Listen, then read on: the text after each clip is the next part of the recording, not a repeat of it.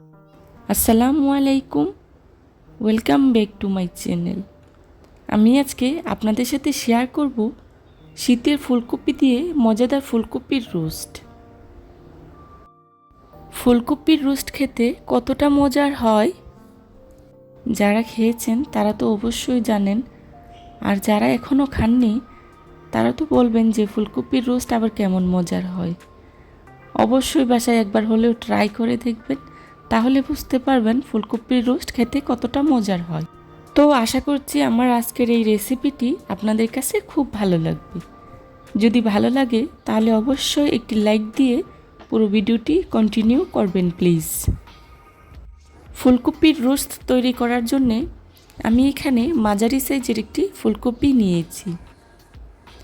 দেখুন আমার ফুলকপিটা খুব একটা বড়ও না আবার খুব একটা ছোটও না, মাঝারি সাইজের একটি ফুলকপি নিয়েছি। এখন ফুলগুলোকে আমি কেটে আলাদা করে নিব।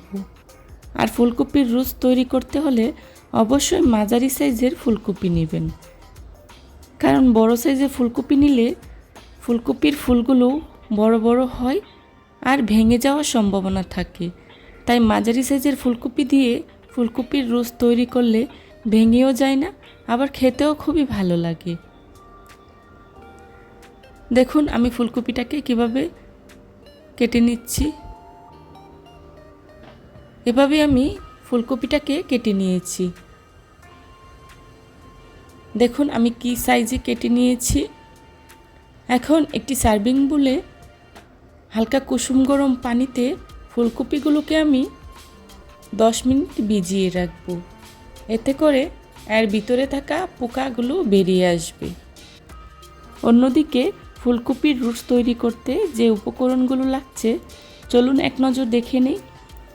এখানে আমি নিয়েছি টমেটো পেস্ট 1 কাপ, টক দই 1 কাপ, কাজু বাদাম বাটা 1 টেবিল চামচ, পেঁয়াজ রসুন বাটা 2 টেবিল চামচ, নিয়েছি আদা বাটা 1 টেবিল চামচ, কাঁচামরিচ বাটা 1 টেবিল চামচ, আর নিয়েছি পোস্তদানা বাটা 1 টেবিল চামচ। এখন ফুলকপির রোস্ট তৈরি করার জন্যে আমি একটি মশলা তৈরি করে নেব।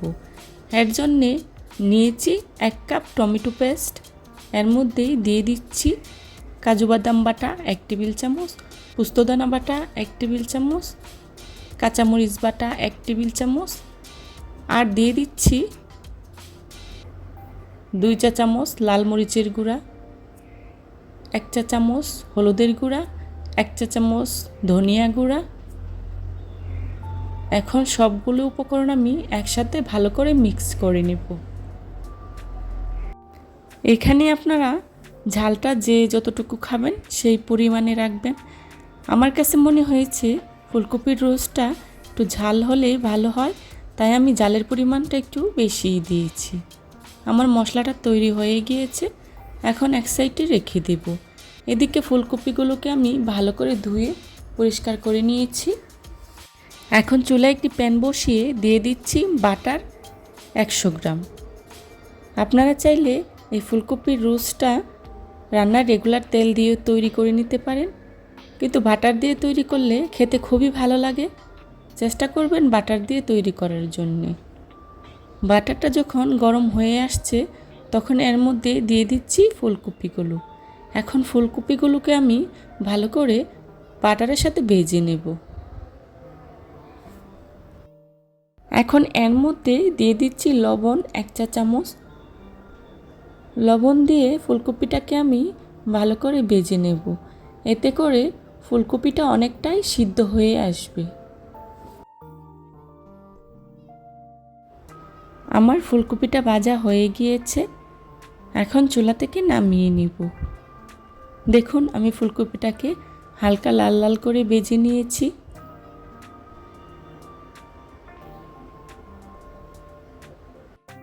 এখন এর মধ্যে দিয়ে দিচ্ছি আরও 1 চা চামচ বাটা, দিয়ে দিচ্ছি পেঁয়াজ রসুন বাটা 2 টেবিল চামচ, আদা বাটা 1 টেবিল চামচ। এখন আদা রসুনটাকে আমি ভালো করে ভেজে নেব। আদা রসুনটা যখন ভাজা হয়ে গিয়েছে তখন এর মধ্যে দিয়ে দিচ্ছি দারুচিনি স্টিক 2টি তেজপাতা, একটি দিয়ে দিচ্ছি এলাচ 4-5টি। এখন সবগুলো উপকরণ ভালো করে ভেজে নেব। ভাজা হয়ে গিয়েছে, এখন এর মধ্যে দিয়ে দিচ্ছি আগে থেকে তৈরি করে রাখা মশলাটা। দিয়ে দিচ্ছি মশলার বাটিটা ধুয়ে 1 কাপ পানি। এখন মশলাটাকে আমি ভালো করে কষিয়ে নেব। ঢাকনা দিয়ে ঢেকে 5 মিনিটের মতো মশলাটা কষিয়ে নিয়েছি। দেখুন কত সুন্দর একটা কালার এসেছে। এখন এর মধ্যে দিয়ে দিচ্ছি টক দই 1 কাপ, দিয়ে দিচ্ছি কাঁচামরিচ 5টি।